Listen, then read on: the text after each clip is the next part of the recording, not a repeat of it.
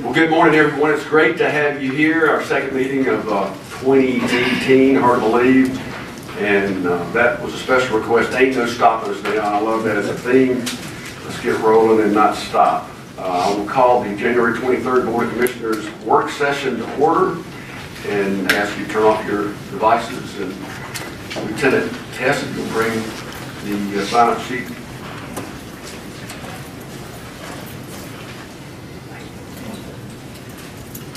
It is always a tremendous pleasure to have Pastor Johnny McBurrows in the house from Shiloh Missionary Baptist Church.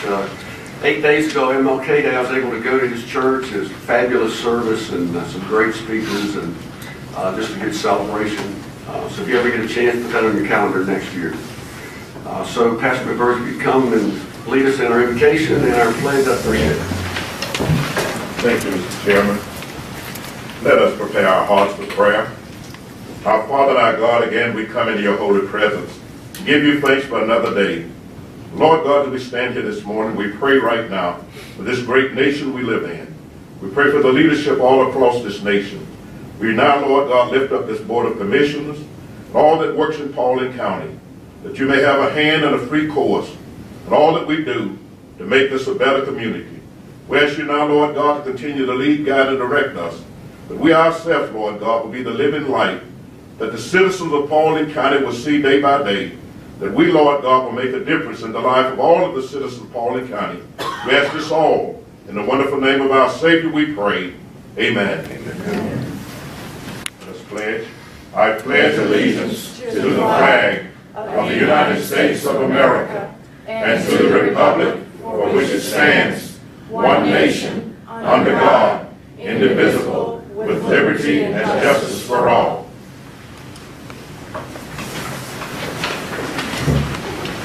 Thank you, Pastor McBurrows. We appreciate you. Under the minutes, the January 9th, 2018 work session minutes, along with the regular board meeting minutes, are available for your review. I failed to mention invited guests, and I didn't see any elected officials, but we're supposed to have Mr. Eric Johnson here, but I don't see him. I just received an email. He thought he was coming tonight. So he's coming tonight, so he's late. Okay, we'll get him here tonight and hear his report. So under the Positively Paulding, this morning we're going to highlight a couple of ribbon cuttings that is the E911 Center in Mulberry Rock Park. I've not seen this, so I'm looking forward to it.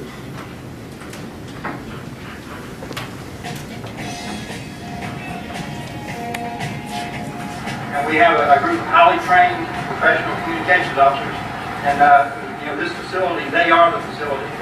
Without them, it's just a building. And our folks that work here, they're the epitome of our mission statement, which is keeping our community safe one call at a time. That's what we do every day, and they do it 24 hours a day, 7 days a week, and they are our true first responders. So they're on the scene before anybody else. This facility is a new era in 911 for Paulding County. It's redundant, it's survivable, and we have employee comfort feature built into it so that we can actually work for extended periods during disaster. Something we've never had before, and it's state of the art, and it meets the national standards for 911 centers. And for that, we are thankful for all of our team that was involved in this. It actually was a team effort. All right, ready? 3, 2, 1.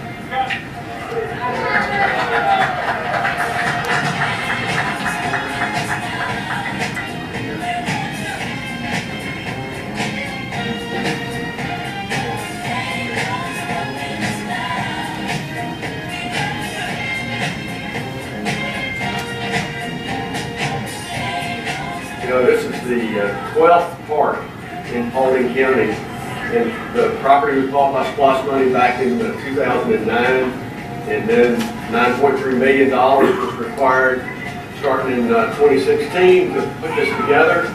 We are today, so I'm thankful for the citizens for their votes when it comes to the SPLOST, because without it, we wouldn't have this park.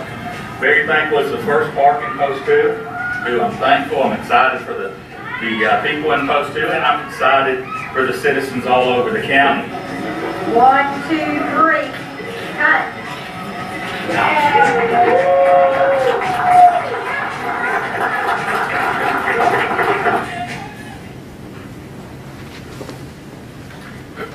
Two great days right there. I would like to invite Deidre to come up, or stand where she is, whichever you choose, Deidre, to give us an announcement about the election committee.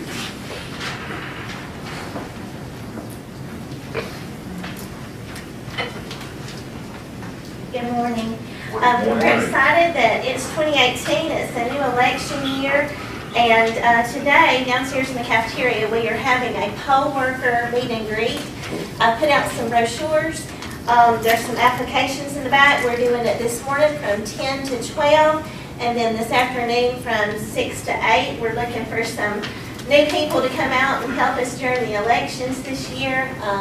So if y'all are interested, please come down and see us. We also have some of the voting equipment out, so if you're interested in that, come by and check out our equipment and see if you'd like to get involved, because we'd love to have you. Thank you. Thank you. Tomorrow afternoon at 2 p.m., together at 1:45, we are going to have the groundbreaking for the Highway 92, State Route 92 widening, which, as you've heard or read in the paper, will be a 6-lane with a grass median. It's going to really provide a lot of traffic mobility into Paulding County from the south. And Congressman Graves will be the master of ceremonies, and we'll have some people from state DOT, hopefully, and a lot of previous commissioners.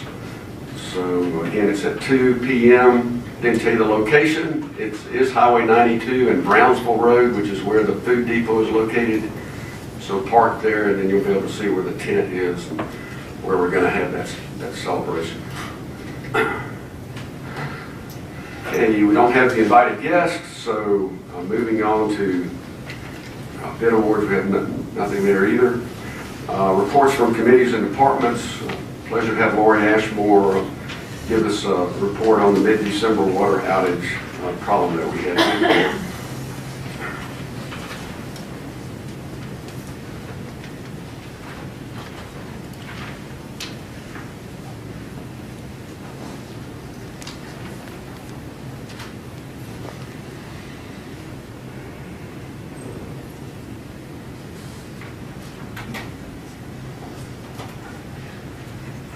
Thank you. About 3 meetings ago, we were in here, we were in the midst of an issue in Union and Yorkville with a water outage in that area, and I'd like to give you some background today and some follow-up that's been done after that outage. Just so that everyone's clear on how water moves through our system and into these pressure zones, the water comes in through our connections with Cobb and Marietta Water Authority through at the border of Cobb and Paulding. So it's moving into our main pressure zone. Then it is pumped from the Union, from a booster pump station at the border of our Union pressure zone to that tank, and then repumped from at a pump station on Bell Road into the Yorkville pressure zone. There are about 4,000 customers in those two pressure zones, and they're pretty close to equally split between the two. We monitor our tank levels and control our booster pump stations using a supervisory control and data acquisition, or SCADA system. And you can see on the left-hand side of this graph, the filling and then drawing off of that Union tank. Until on 12/9, when we had a transducer froze, and the signal went to appearing that the tank was completely full. And in fact, the tank levels at that point were continuing to drop from that last point that you see before it hits the top of that graph.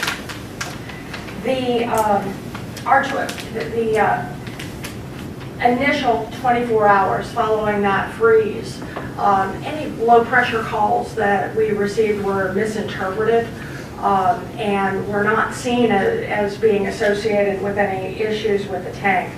However, we received a report of a main break on 12/10, and about that same time, our call volume just started to skyrocket.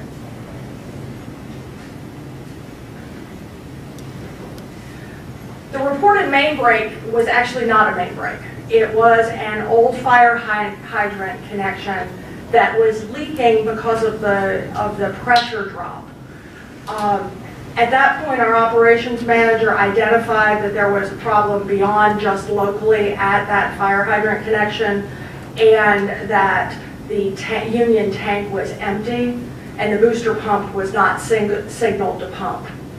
And he was unable to reactivate that booster pump.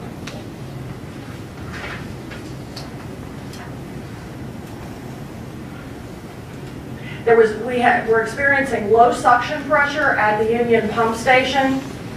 In addition to the union issues, we had air in the lines between our ship road tank and the union pump station. So our staff, including people beyond our distribution staff, our engineering, our collection, some of our treatment staff, mobilized and began running maintenance on air relief valves along that line to make sure that we didn't have any air trapped in there. We also brought in a pump service technician to check the pumps, and at that point we also issued a boil water advisory. We made the call at that point to issue the boil water advisory for both the Union and the Yorkville pressure zones because our systems indicated that before the end of that evening, the Yorkville pressure zone would have also met the criteria of the low pressures to call for that boil water. That boil water is not a locally made decision. It is made in conjunction with the State Environmental Protection Division. The TV, the media, the Paulding County website, the EOC and the Sheriff's Office Facebook pages were all posting that information, and that evening the fire department actually used the code red system to make calls to anyone who had signed up for that service in those areas.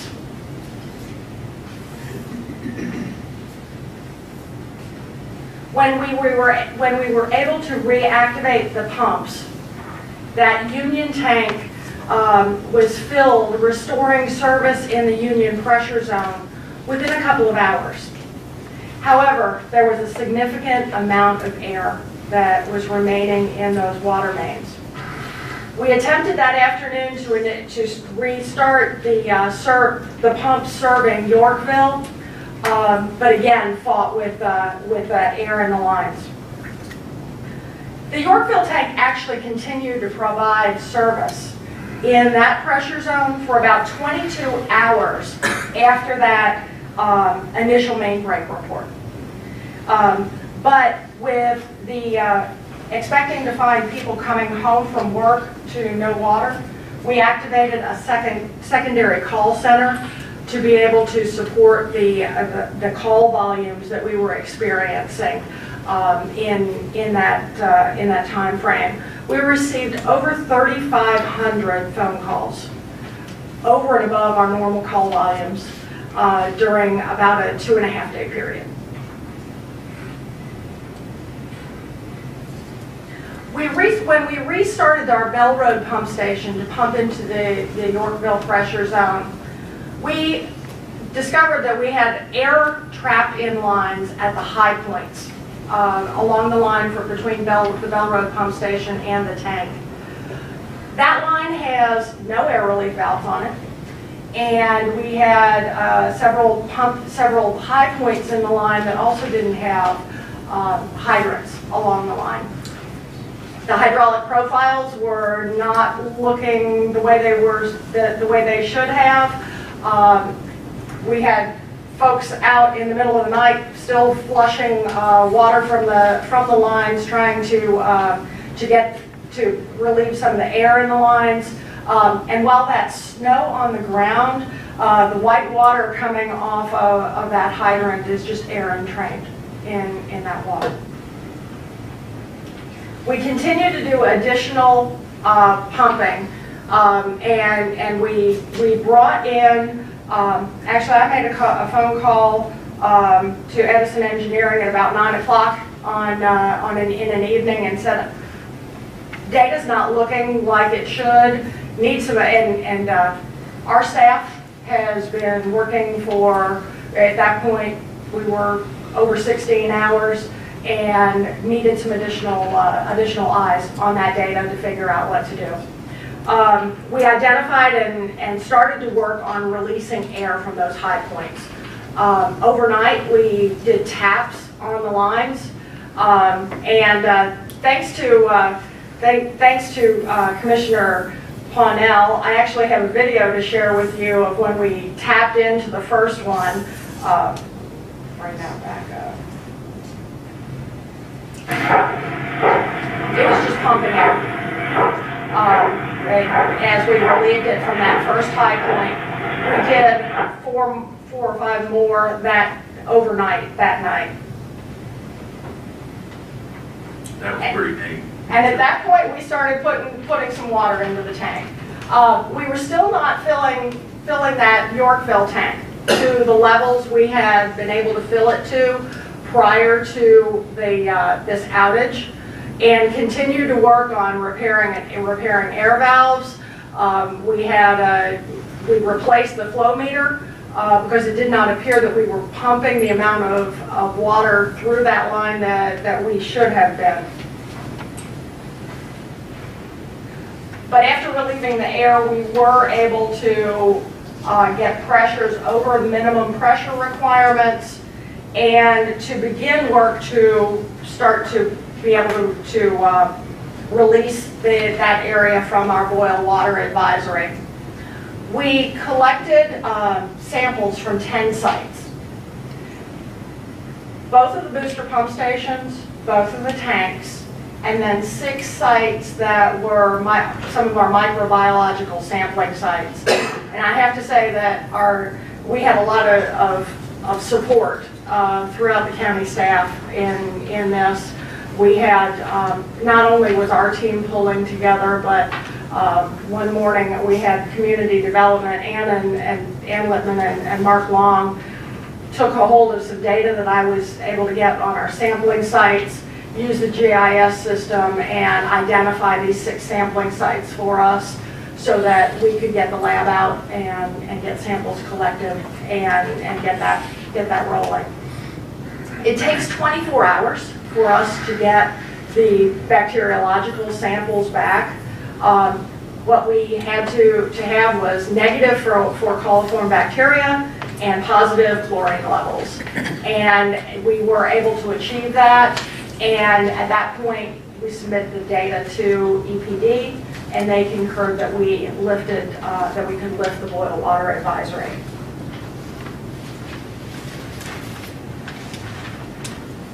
Things continued. While we were recovering and while we were able to get water back into that Yorkville tank, we're still in the process of getting a flow meter replaced at the Bell Road pump station.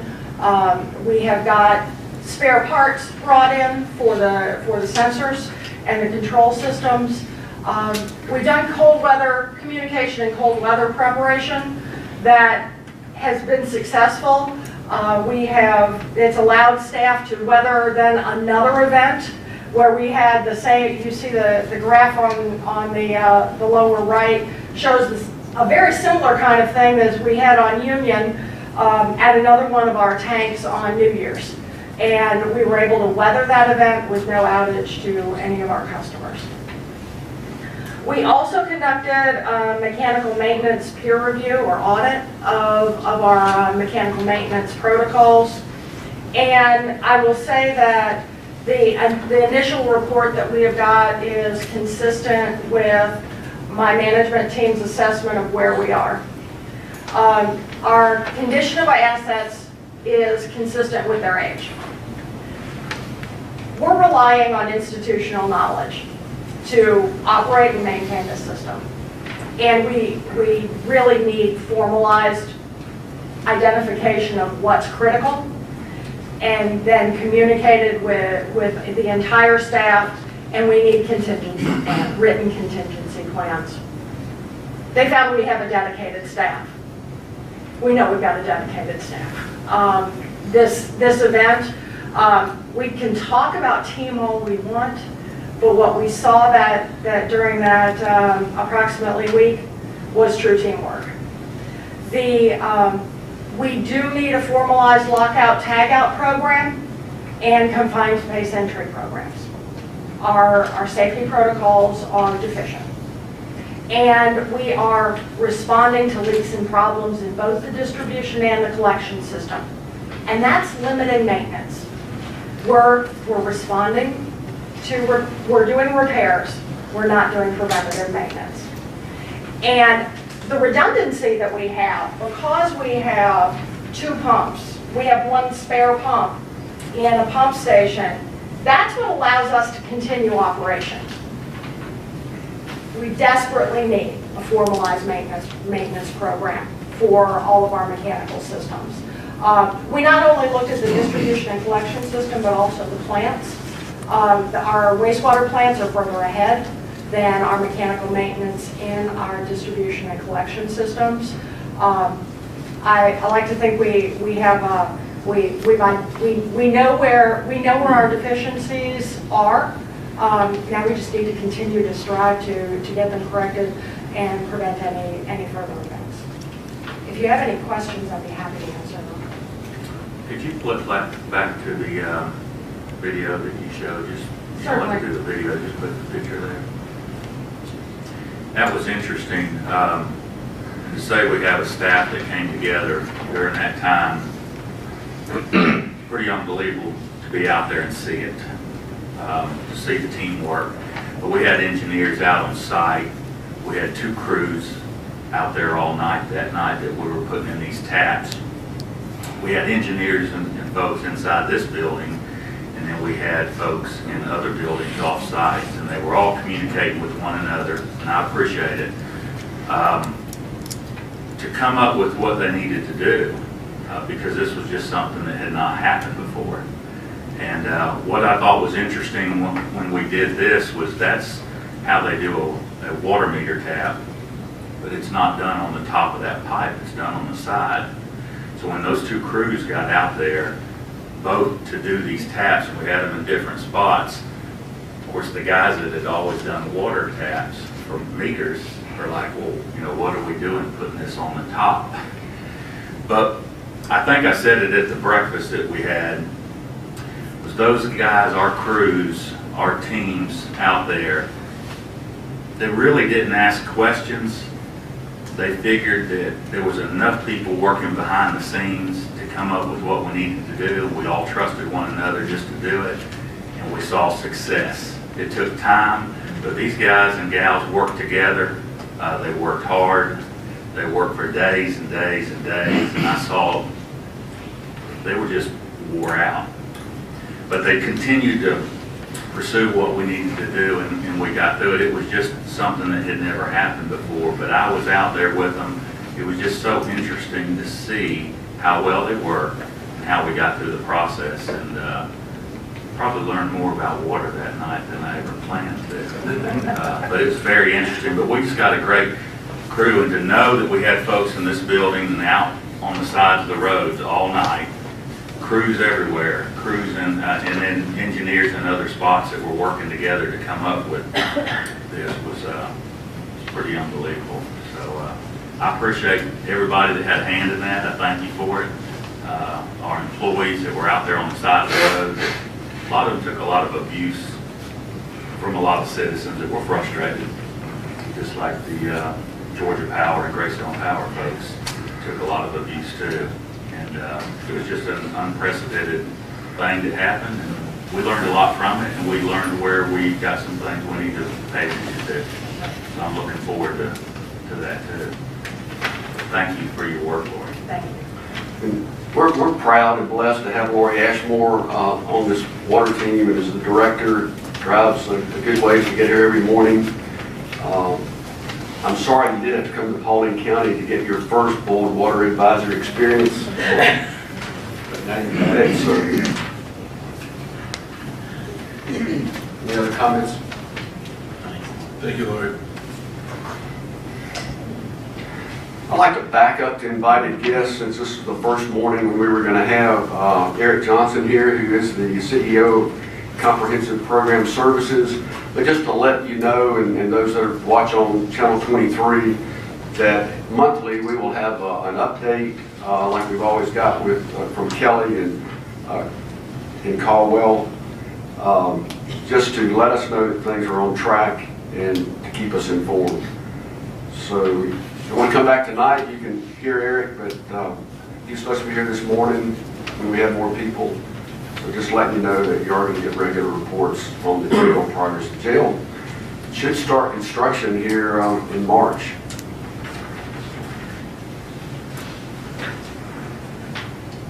We have no one who's signed up for public participation on agenda items under the consent agenda.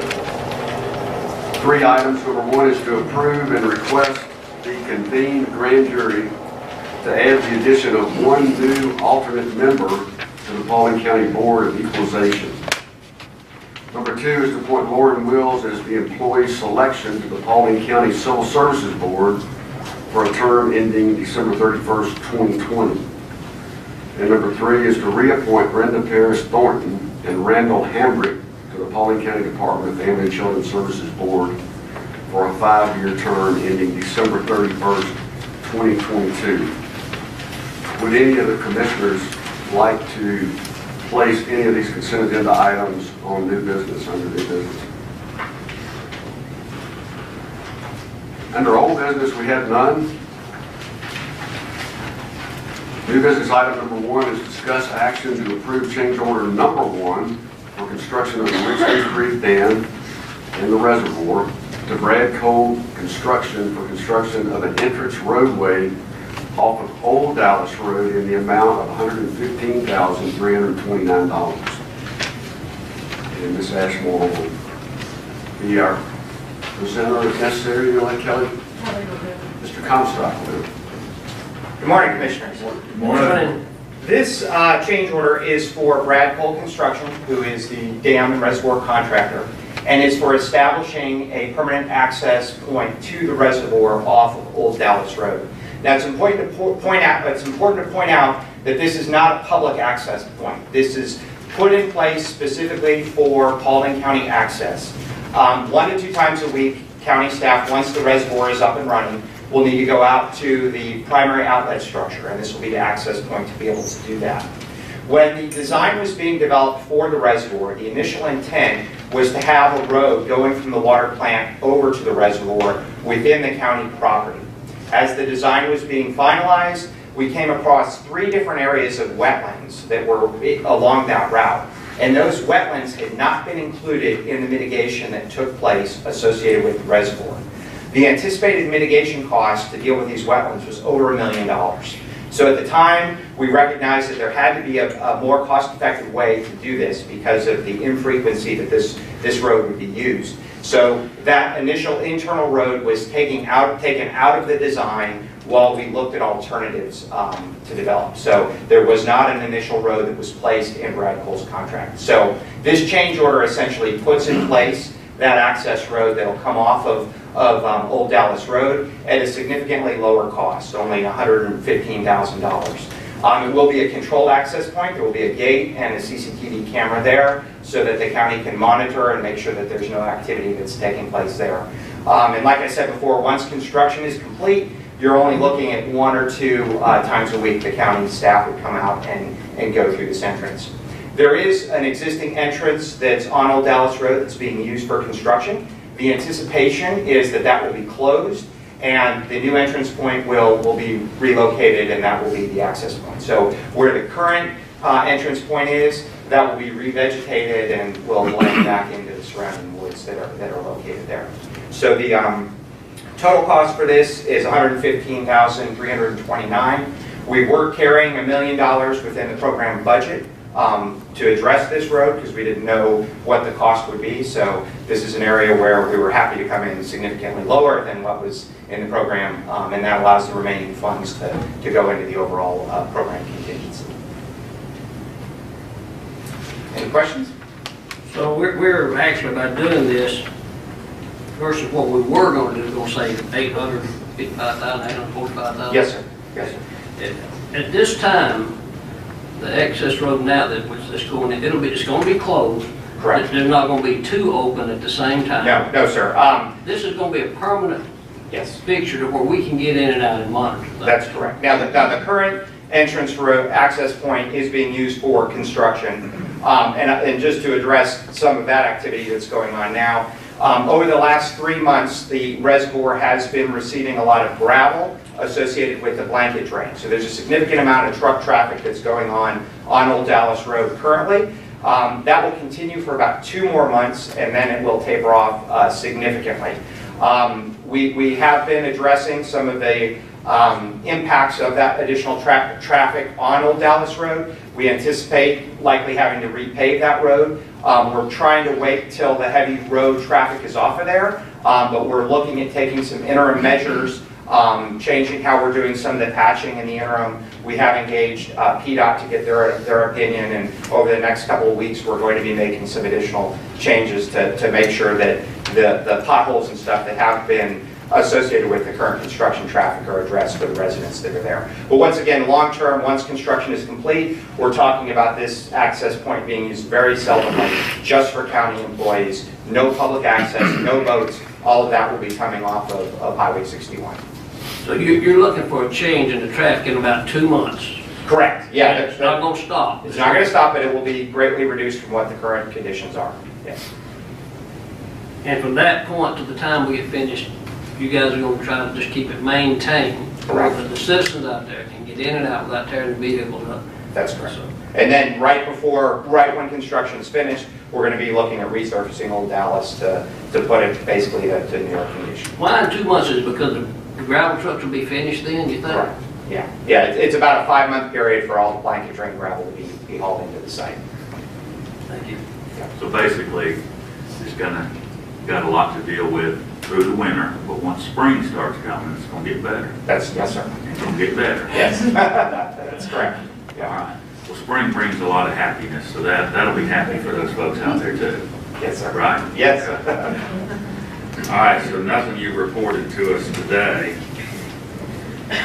went over. Very good. Yes, sir. We're still under budget. Yes, sir. Yep. We have one final project that has to be bid, and that is the Phase 2 pipeline and booster pump station. We have solicited costs for the pump station that will be built into that bid. They came in under our budget, so we're anticipating this Phase 2 contract to come in under budget. We'll be bidding that in February, so it'll likely be March when that'll come in front of the board, and that'll be the final basically contract that has to be let associated with the overall program. So everything is looking great to be finished under budget for the program. That pump station by the river, by the Etowah River, where you ran into the rock, that get finished up? Yeah, so they're in the throes of dealing with that right now. They've installed the cofferdam. They're excavating down. They've installed all the piles associated with that. So yeah, that's under construction, and it might be a good time to have you all, once it warms up a little bit, come back out on a tour, because there's a lot of very interesting construction, and we'll definitely schedule to do a board update in the next month or so that the general public can see some of the interesting construction that's going on. But everything's going well at the river pump station. Yeah. We've had 3 tours canceled for weather. Yeah. Yeah. Okay, thanks, Kelly. Thank you. Thank you. Thank you. New business item number 2 is discuss action to authorize an amendment to the Highway 92 Douglas County to Nebo Road Water Main Replacement Project contract with Atkins Global to include construction management services in the amount of $354,945. Ms. Ashton.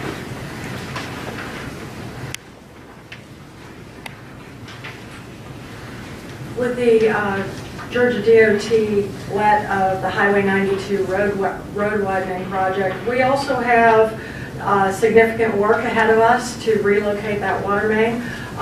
In the last month, you have awarded the contract to Mid-South Builders for the construction.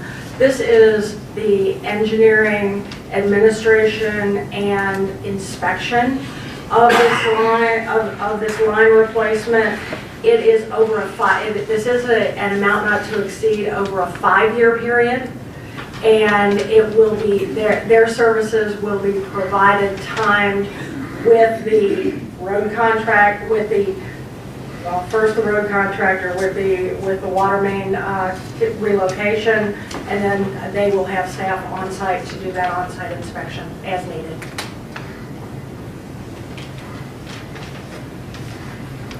Are there any questions? Thank you. New business item number 3 is discuss action to authorize the chairman to enter into a local government lighting project agreement with the Georgia Department of Transportation for State Route 92 from Old Burnt Hickory Road to Pickens Mill Place. It's PI number 006857. Paulding County and Mr. Jones to report. Good morning. Good morning. You know, this is a standard agreement that the Georgia Department of Transportation requires for local governments for providing street lighting for roundabouts. Approach lighting for roundabouts is critical in creating good visibility, throughout a roundabout, particularly with the presence of high traffic volumes such as this. We've done 2 agreements in the past, and I know of with GDOT, one at 61 at Dabbs Bridge Road, and also Highway 92 at East Paulding. So this is just another one in that line. Paulding County has a streetlight program and also pays for the energy expenses associated with traffic signals, flashing beacons, and occasional lights, even when on state highways. As you said, the project limits on this one are actually from Old Burnt Hickory Road to Pickens Mill Place. This is just one intersection as part of that project. And this project is currently programmed under long-range construction, 24 to 2030 time. So nothing's going to be happening too soon, but it's just going to do a standard paperwork to get ready for that. Answer any questions if there are any. Thank you. Thank you. Thank you. New business item number 4, discuss action to adopt resolution 18-05, extending the moratorium for 90 days on the acceptance of applications for rezoning for the planned residential development PRD zoning category. Ms. Littman. Good morning, everyone. Good morning. Back in, you remember in October of 2017, you guys put a 90-day moratorium on rezoning requests to the planned residential development subdivision. I decided that a good place to start would be to look and see what we have zoned PRD. And I want to share some of those numbers with you. We have 98 zoning cases that have generated 30,661 proposed lots on 14,167 acres of land.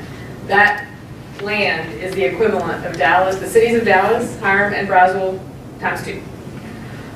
It's about 6% of the county, I believe. Those developments have generated 191 final plats that have created 11,959 lots. And since those lots have been created, we've issued 9,600 permits plus, give or take, that have generated a value of housing of over $2 billion. Just some facts about the houses. The average square footage of houses in PRD subdivisions is 2,699 square feet and has an average value of about $2,015,000. It took a long time to do this research, and we have some initial recommendations of what we'd like to change the zoning ordinance with regards to PRD, but we don't want to do a knee-jerk reaction. We don't want to do anything too fast. We want to look at some other jurisdictions' ordinances and what they've done with planned residential development. So at this time, we are requesting an additional 90-day moratorium on PRD rezoning. And I'll be happy to answer any questions. Could you comment on the connection between the comprehensive planning report study that was done and how this ties into Yeah, be glad to. And it sort of relates to my next item. One of the main things that came out of the comprehensive plan was the need to update our zoning ordinance and development regulations and make them more user-friendly. And if you recall, with the comprehensive plan, we have character areas and target areas, and we'd like to align the zoning ordinance with those areas. I won't think that's extremely important to keep those in line. When doing your study, you go out to other counties and things of that nature to do your study? We'd like to look at what other people have done. Right. They need to And I reinvent the wheel. Somebody appreciate has I appreciate the fact that you're taking your time and getting it right.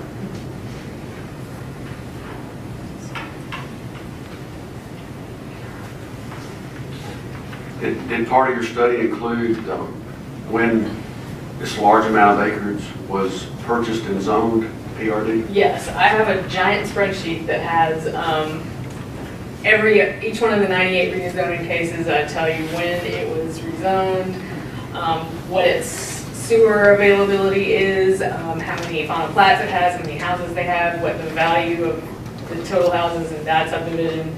So it was quite, if you were around our office in November and December, you saw me walking back and forth to our file room a lot to look at all the rezoning. It was, and when some of the numbers came out, that 30,000 square foot plus, or not square foot, 30,000 lots plus kept growing.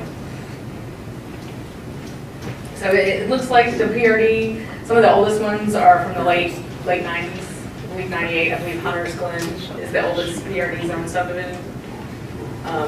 Bentwater has the most houses right now. Seven Hills, Nature Walk are the largest in the area.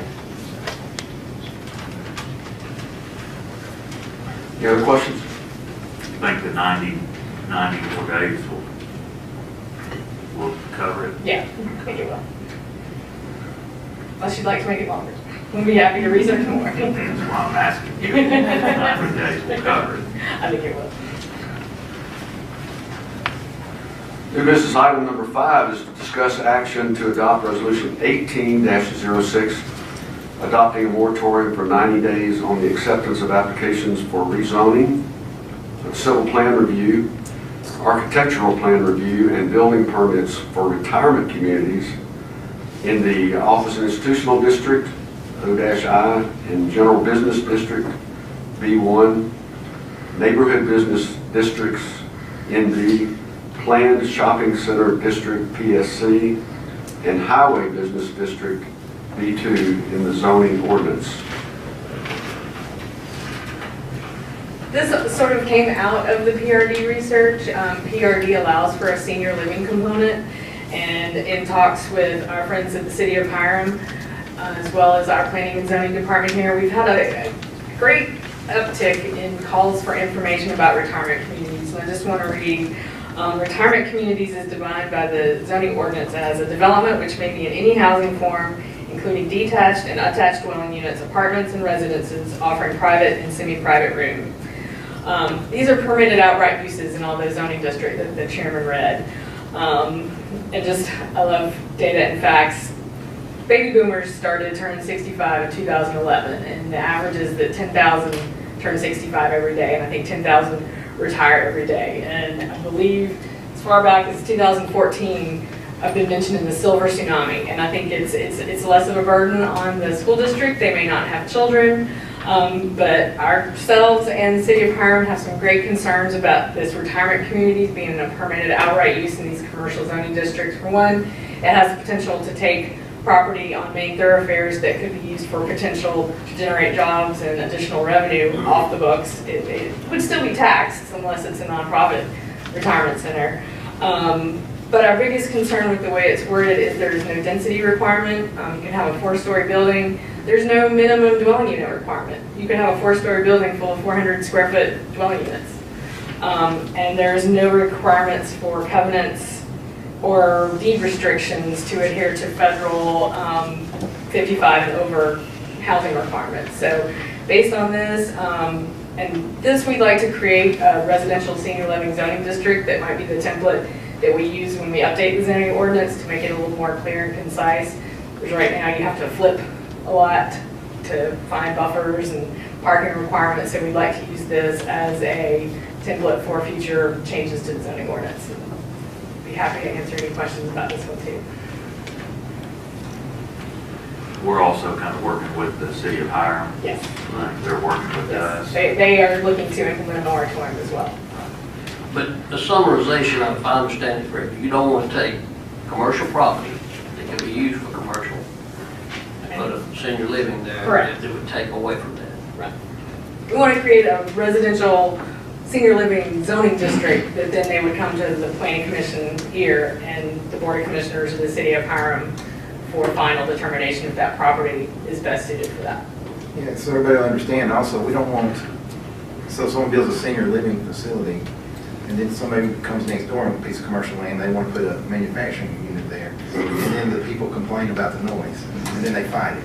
So we need to make sure everything's working together. And what she's going to do, what they're doing is, the city of Hiram is making all this stuff flow and make it work so that everybody wins.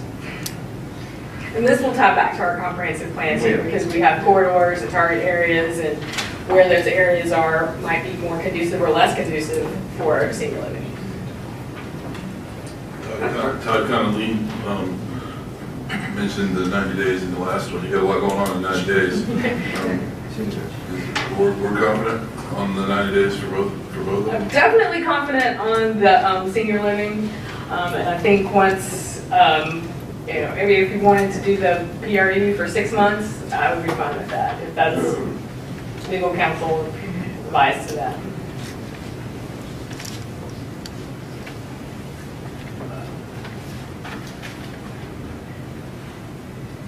I guess I just want to make sure that you have enough time, and I'd rather you have enough time than us that you come back and I think definitely to do one zoning district in 90 days is doable. Make recommendations, because I already have additional recommendations for PRD. I really do think within 90 days that's both possible. When we make these changes, does that be advertised? Yes. Okay. How long?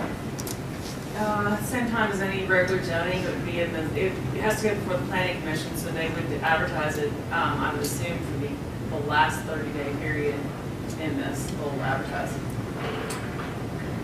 And then it'll be a zoning change. last 30-day period. In this 90 days. So you got 60 days? That's what we're really saying.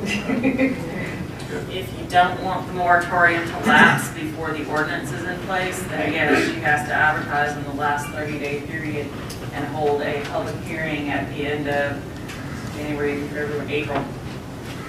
Maybe 120 days. I've asked you 3 times. And now I think I'm saying I'm like 120 days. Yeah. And are you suggesting there's a silver tsunami? Yes, that's a planning term for, it's kind of silver tsunami when you have a lot of people who want to sell their big house because their children have moved out, or maybe their millennial children are still living there. And they want to, but a lot of people want to downsize, and it's called the silver tsunami. It's headed towards home. Yes. We're getting how many calls a week? Chris says 3 to 4. That's amazing. Okay. Well, we greatly appreciate all the research you put into this, and going back to the comprehensive plan is a great job, and you know, we want to get this squared away. Okay, thank you. Thank you.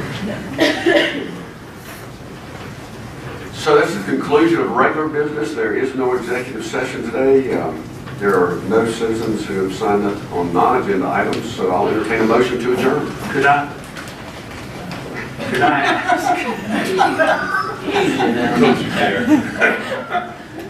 This is our first early day.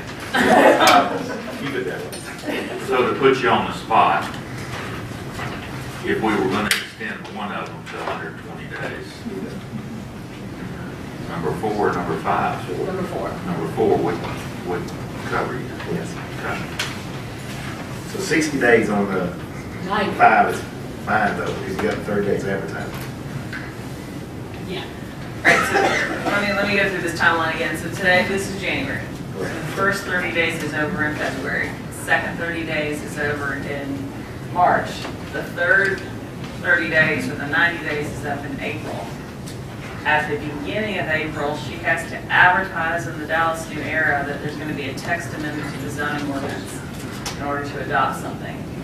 And then she needs to distribute that, obviously, by the end of the month, for people to have a chance to look at it. So that's kind of the timeline. You have to advertise for the text amendment. The advertisement itself isn't very complicated.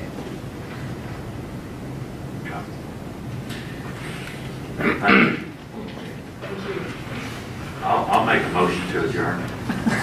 We have a motion to adjourn by Commissioner Pownell. I know we won't get a second. Second. We didn't get a second.